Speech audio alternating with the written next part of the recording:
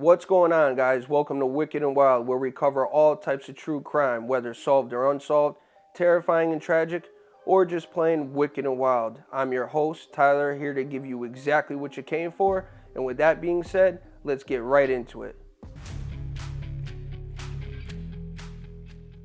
Welcome to the tragic story of a daughter who suffered from many severe illnesses such as cancer, muscular dystrophy, and a host of other serious illnesses, but somehow was always seen smiling and spreading positivity. And her incredibly devoted mother, who made it her life's goal to take care of her daughter's every need and was her 24/7 caretaker. And for over 20 years, they were the seemingly perfect picture of inspiration and hope. But there was just one problem.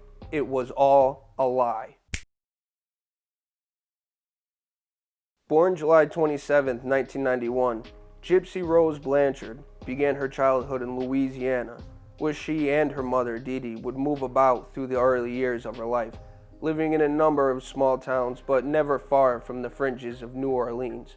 Gypsy's father, Rod, had broken away from Dee Dee not long before Gypsy was born, due to problems in the marriage. Gypsy's birth had no complications and she seemed to be a normal, healthy baby. This would all change when Dee Dee brought 3-month-old Gypsy to the hospital, insisting that her daughter had sleep apnea. And when Dee Dee was convinced of something, there was no changing her mind. And this was just the beginning. That informal diagnosis would be the first in what proved to be a pattern in Dee Dee's extraordinary care regimen.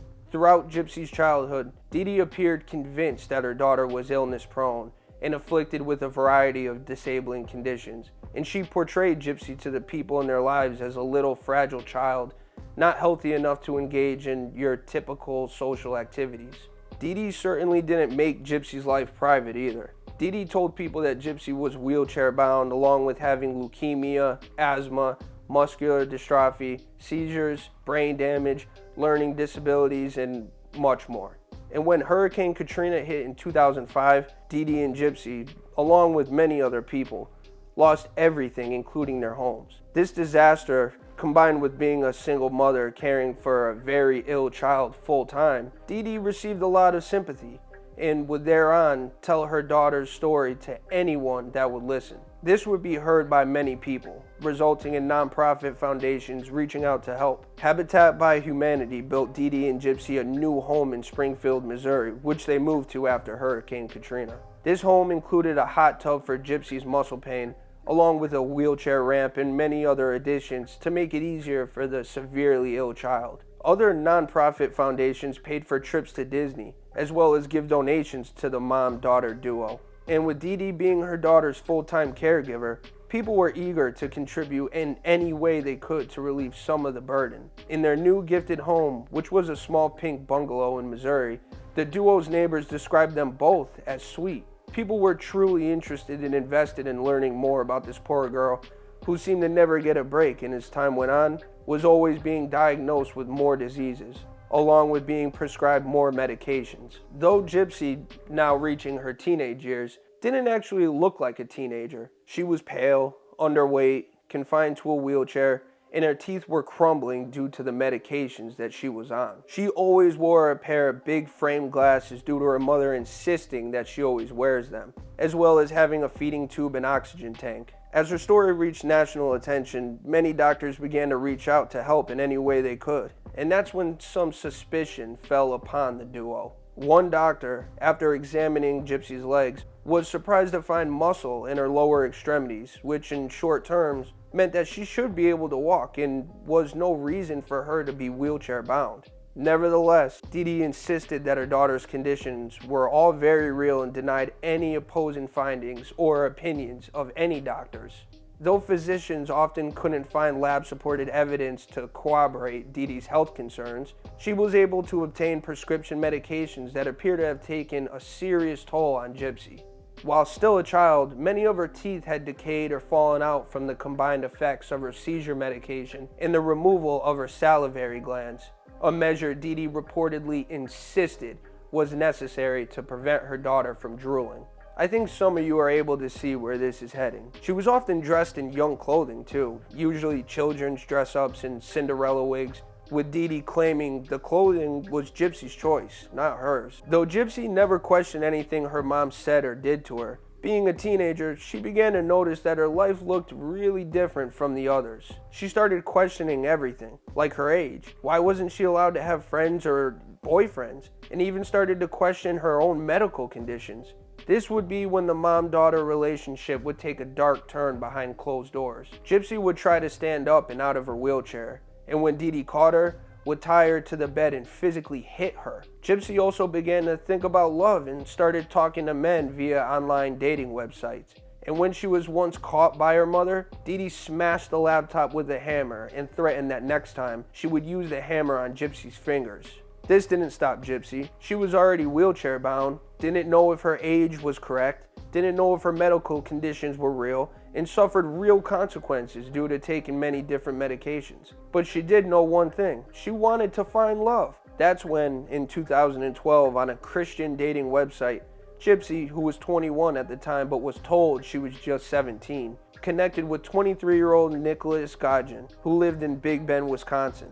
Nicholas had a criminal record for indecent exposure and a history of mental illness, but that didn't affect Gypsy's feelings. And after a few years of messaging each other, they had planned to marry one another and agreed on names for their kids. They were even devising a plan for Dee Dee to casually meet Nicholas at the local movie theater, after which Gypsy was hoping they could be open about their relationship. So in March of 2015, they met at a local movie theater, but Dee Dee did not approve and did not like Nicholas at all.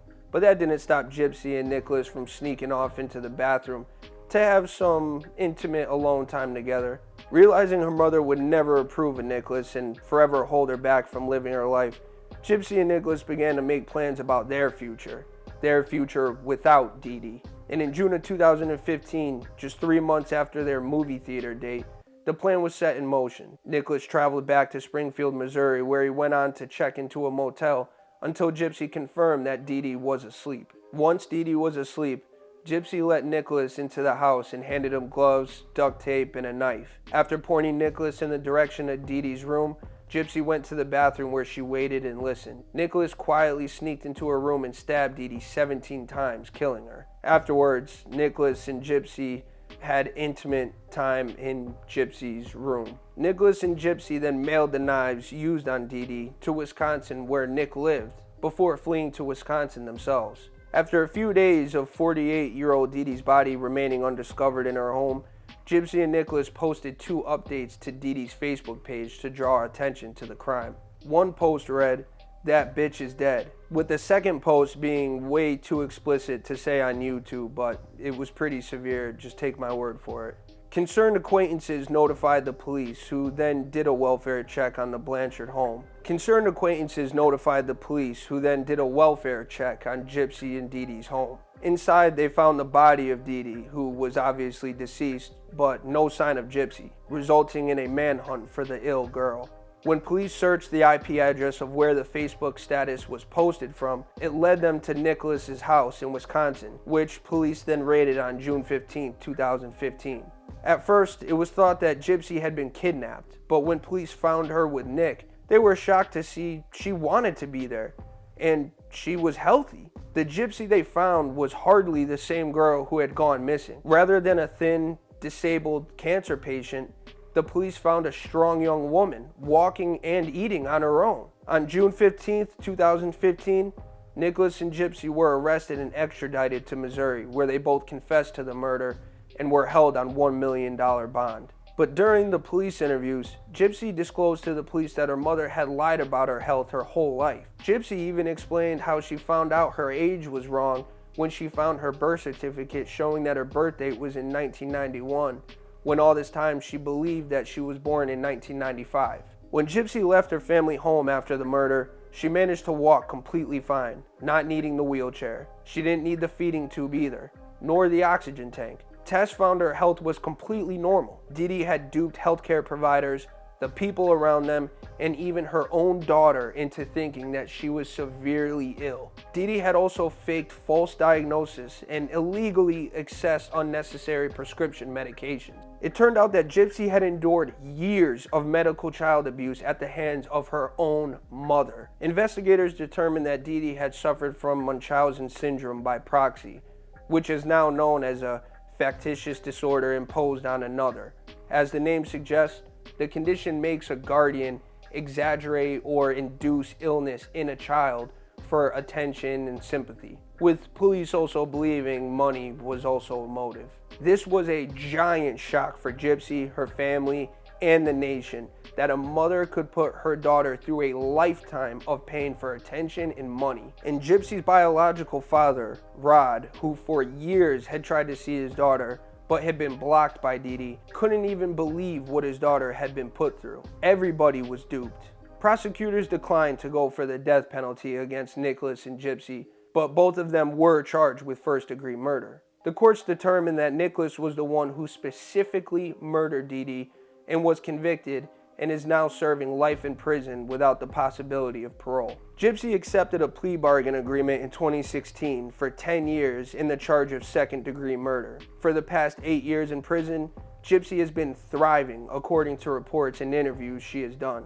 Despite being behind bars, it's the first time she has experienced some form of autonomy, even saying she has more freedom in prison than she had living with her mom. Gypsy has since earned her GED in prison and has studied in photography. She's also managed to build a stronger relationship with her birth father, who she says didn't get to see during her childhood, mostly due to Dee Dee. In September of 2023, Gypsy, now 32 years old, was granted parole by the Missouri Department of Corrections. Gypsy was released from prison on December 28, 2023, having served 8 years of her original 10-year sentence, or in other words, 85% of her total sentence. Her father and stepmother were waiting for her outside the prison when she was released, saying Gypsy would always have a home with them. Gypsy and Nicholas have since separated, and Gypsy is now married to a man named Ryan Anderson, a Louisiana teacher she wed behind bars in 2022, and claims to truly be in love and plans on living the rest of her life around supportive, loving people. Now this is a wild one, and I know tons of people have covered this. There are movies about this, books about this, but I figured to try to do my part, help spread it. I'm really rooting for Gypsy. I mean, really, to be put through everything she was put through and is somehow still staying positive. I mean, she lost her teeth. Think about the stunt in her body from all the medications she was on, seizure medication, cancer medication. I mean, her mom really put her through the ringer. And even though Gypsy does say she does regret what had happened with her mom, she wishes she could go back and change it, because she even says today that she understands that her mom was a sick woman, but she couldn't understand that back then. But regardless, I'm not trying to justify it one way or another. She was put through the ringer, and I don't think anybody blames her. With that being said, I really hope you guys enjoyed this story. I enjoyed telling it, and that's all I got for now. I'll see you guys on the next one. Peace.